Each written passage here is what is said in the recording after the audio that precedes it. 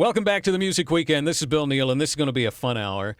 I'm sitting here with a gentleman who has been part of a living legend for the last 20 years. Well, longer than 20 years now. 23. Bruce Johnston of the Beach Boys. It's nice to have you here. Well, we're all part of the living legend because we have living house payments, so we're still out there. What have you guys been up to lately? Well, the Beach Boys seem to have turned into a baseball team, kind of. In other words, we have this season because of the summer, aspect of the music. We go out heavily from Memorial Day to Labor Day, and we'll play maybe 9 different cities in a week or more. We have an airplane, so we sit down in New York, fly out of New York, sit down in Chicago, fly out of New York, out of Chicago and Atlanta and other places, and we work really hard for 3 months. Then we kind of will go and play. You asked me what we're up to. Then it's like a lot of people complain. They go to the Beach Boys show. They say, God, you're only singing 25 songs, nothing heavy, too much. But if you came with us all year, we play about 40, 50 songs, depending on the environment. When we go and sit at Caesar's Tahoe, which is fabulous, and by the way, that's probably the best place to see Kenny Loggins. Really? Oh, yeah. They have more contemporary acts. It's not Robert Goulet up there. Okay. We get to play some of our quieter songs like Caroline No, things like that. Again, 27 hits. Come on, you guys. Well, if you saw us on September 10th, we're playing with the Denver Symphony. So we'll pull more of the quiet things out. But we're just out there on the road. We're promoting. We always seem to have a little single out in the summer. We've got Kokomo out from the Cocktail movie starring Tom Cruise. It's in the Elektra soundtrack. It's doing fine. It's doing better than fine. It's doing extremely well. It seems to get a little airplay. We had Wipeout last year with the Fat Boys, which was humongous. That was a big-time record. And we have just decided that we're going to pick a song from Brian Wilson's album and start singing it. Oh, that's nice. We've stayed out of his promotion, but each guy in the band, except for Al Jardine, in the last 10, 11 years has had a solo album. Now it's Brian's turn. And without getting in the way of his promotion, we thought we'd toss one of his songs in the show. Just a nice tip of the hat. Got great reviews, too. It's kind of like on his album, on Brian's album, he's got a really nice track that he multi-tracked his voice on called One for the Boys. So that's his tip of the hat. So we thought we'd do it back. What were you doing when the Beach Boys first got cranked up? Because you didn't join them until 1965. What were you doing back then? Terry Melcher and I had a job. Terry Melcher produced all the Paul Revere and the Radio records, but the best stuff he did was he produced the Byrds records. He produced Tambourine Man and Turn, Turn, Turn. And he also produced our current single, Kokomo. Terry and I worked at Columbia Records. Jan and Dean and the Beach Boys were recording across the street at Western and United in Hollywood, and we were at Columbia using their studio. And I just kind of knew everybody, and Mike called me and asked me if I could find someone to replace Brian for the weekend because Brian was sick and tired, and he was writing, singing, arranging, producing. He just could not go out on the road, and Glenn Campbell had been in the band for 4 months, and he had a little country record that was taking off, and he had some commitments. I couldn't find anyone, and I just volunteered myself for the weekend, and then I had vacation kind of coming up from Columbia Records, and the guys just said, well, why don't you just make the rest of this tour? And then I got home from the couple weeks I was out, and Brian asked me to sing on one of the tracks of the album, and I sang in California Girls, and he said, well, why don't you sing another one? And it just kind of extended from that. Were you always a big Beach Boys fan? Well, the whole world was then. I mean, here you have these guys singing about this incredible high school culture with incredible, sophisticated harmony that mixed in with Chuck Berry. I mean, we were hooked. Ironically, it was Dennis's idea, wasn't it? Well, it was Dennis's idea to go into the surfing, but it was Al and Brian kind of doing folk music of all things, and the Wilsons as a family and the Loves sang every Christmas together, and Carl was studying Chuck Berry, Brian was studying the Four Freshmen, Al was trying to get Brian in the folk, which eventually the influence of Al, the initial influence of Al in terms of a hit record was... he got Brian to record Sloop John B. Before you joined the Beach Boys, were you ever in any junk bands or house bands or anything like that? Well, everybody's in a garage band. When I was 16 years old, I was in a house band that played the rock and roll shows, and we backed up, people that came to town like the Everly Brothers. Mm-hmm. But the one guy that I worked with the most, the first year that I consider myself officially in the music business, he was an LA guy, and he only had one local hit, and no one ever knew I did this because no one knew who this guy was until last year. I rehearsed every week with this guy and backed him up for his 4 songs because he didn't have a band. I backed up Richie Valens. Oh, it was great. Oh, that's funny. I got to take you back to the selection of venues for your concert tours every summer. Do you consciously select outdoor venues? It seems to work better to put the Beach Boys outdoors in the summer. It's just turned out that way.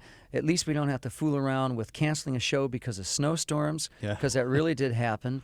I miss the indoor venues. I miss the English venues. When we were the Beatles of America in England, we used to go up and down the coast and play up and down the country of England, and we played indoors at old vaudeville theaters because that's the only place you could play. And we would play 2 shows because that's the only way we could make any money. And I got to know Keith Moon really well, and I swear to God, he'd show up these shows, and he'd take me into the bar, and I'd smell so bad for the second show. And I remember one time I came back, we were late, and I took some mouthwash because that's when I would sing in the mic with Carl. And they announced the Beach Boys, and I ran on stage, and I was spitting it out because I had gargled some green shampoo. And I had bubbles and coming out of my mouth. It really happened thanks to Keith Moon. Oh, is it easier for you guys to go on tour these days and recreate some of the electronic stuff because the technology is so much easier? Well, the technology is fabulous, but only, think of the technology as a glorified typewriter, with computers. I mean, you have to put the magic in to get anything out. But with the sampling that you can do, samples are kind of like digital recordings of sounds that you can incorporate in your show along with all the other wonderful synthesizers. It's faster, more efficient, and it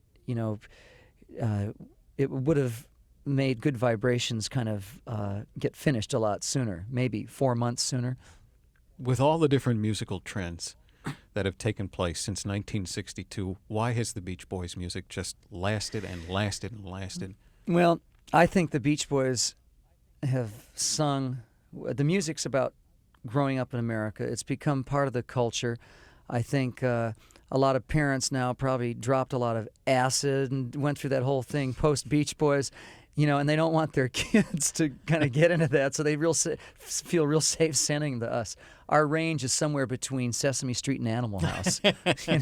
Have you seen the rundown of the top 100 singles according to Rolling Stone magazine? Well, yes, except that I think that the people that judged it, I've got a feeling the balance is not balanced. It seems to me that these people have to be over 35 that picked it. There are not enough newer records. If you ask me, my mind would go blank on what I'd pick if you asked me. But there's not a big balance. It's weighted towards the 60s. Well, I realize that there are no right and wrong answers, and we're dealing with Absolutely. 25 different opinions. But I certainly would have put Good Vibrations up near the top, and it ended up number 11. Congratulations. But Don't Worry, Baby finished 31st, and I don't know if I would have selected that Beach Boys song to make the list. I mean, there's got to be another Beach Boy. God only knows probably would have been the one I would have selected if I thought another Beach Boys song was going to make the chart. Is there another song that you might have figured would have made it instead? Yeah, probably anything from the Police.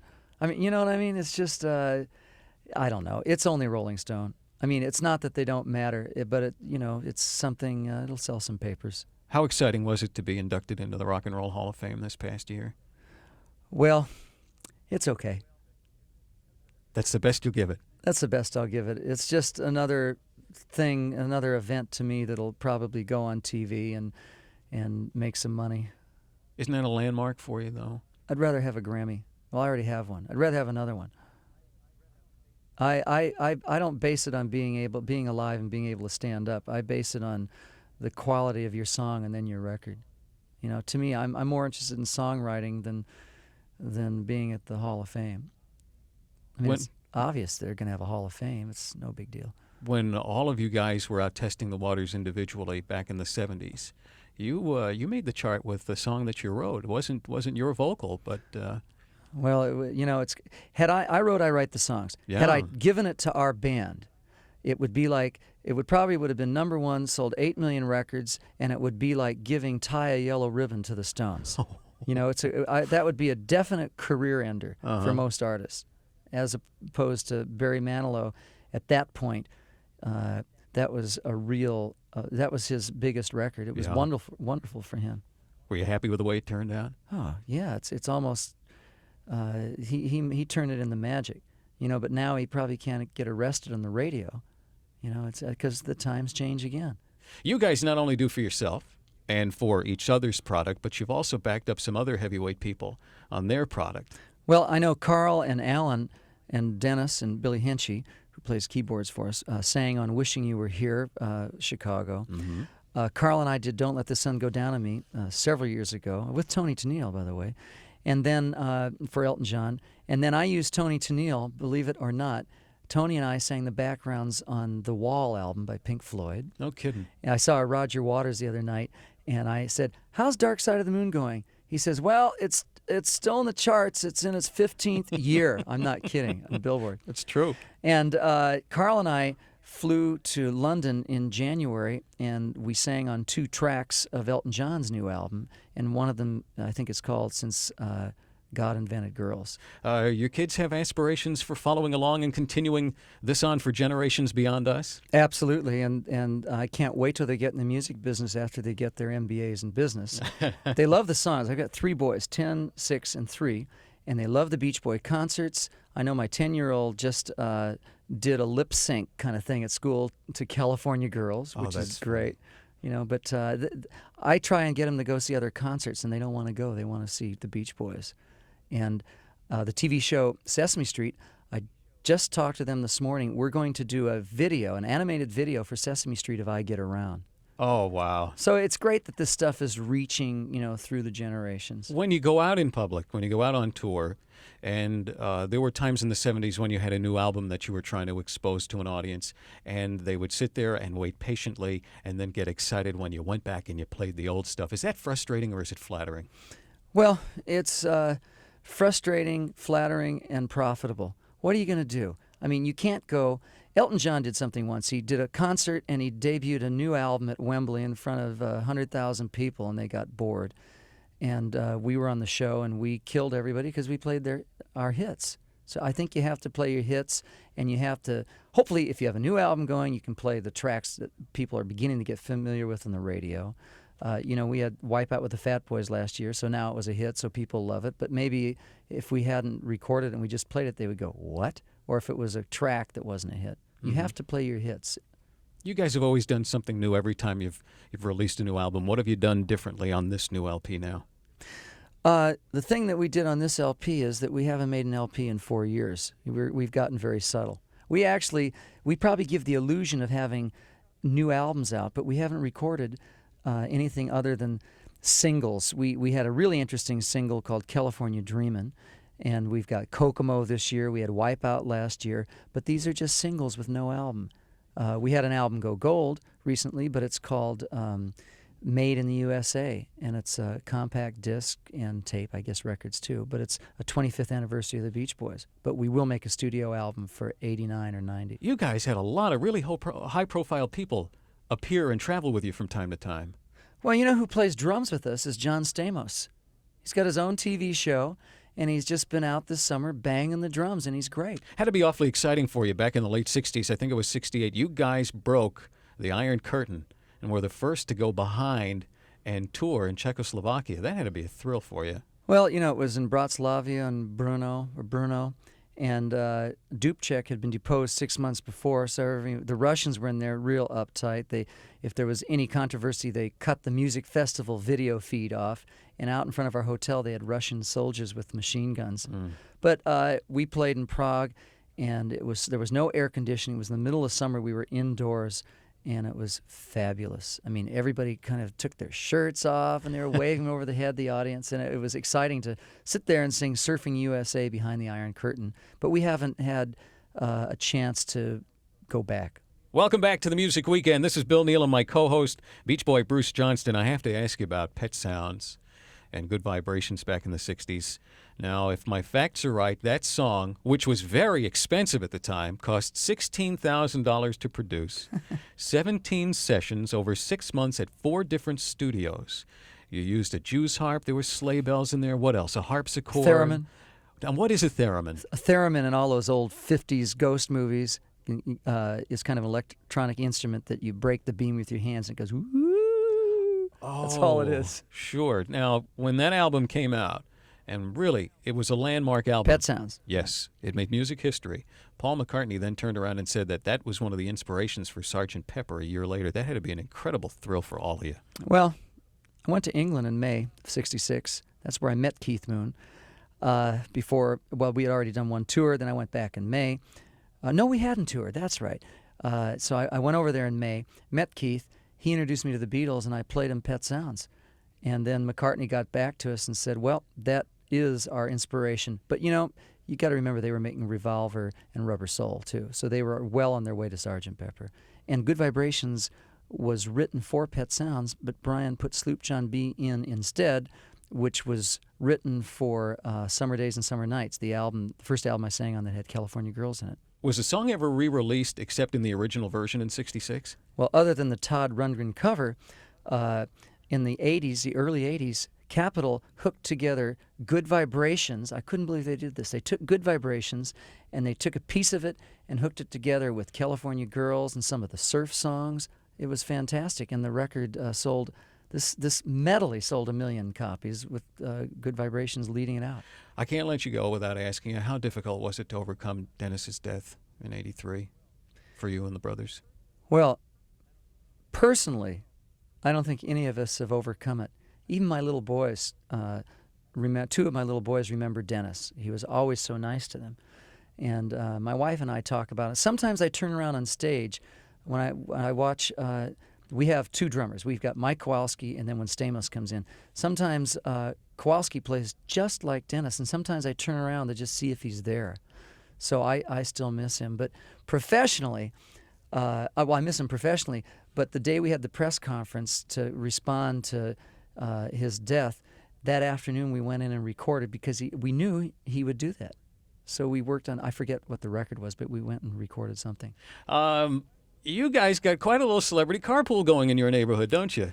Well, I moved up to Santa Barbara. I kind of wanted to get out of town, get away from that. And there's all these rockers up there. And then there's kind of an AC rocker who I adore. His music's fantastic. Kenny Loggins and I drive the carpool to our school during the year. I know you're not going to call it quits. I know you're going to do another 20, 30, maybe 40 years. But what have the Beach Boys got planned in the next 6 months, 12 months or so? Well, first of all, we'll probably quit when Bob Hope does. I think you'll see, more of the same. Maybe not more of the same. Maybe less of more of the same.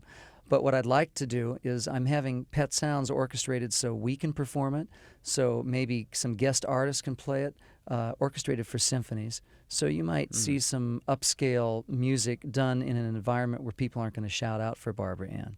Now, you've written before, you've produced before, you've had solo LPs. Will the Beach Boys always be home for you? I hope so, and unless we make too much money and are dumb enough to stop doing what we do best. That's get out there and play all these wonderful songs for everybody. It's been an awfully nice hour. I've had a real good time. It's been a pleasure. Thanks for stopping and spending the time with us. Well, on behalf of the band, too much. Lots of luck for a lot of years. Thanks.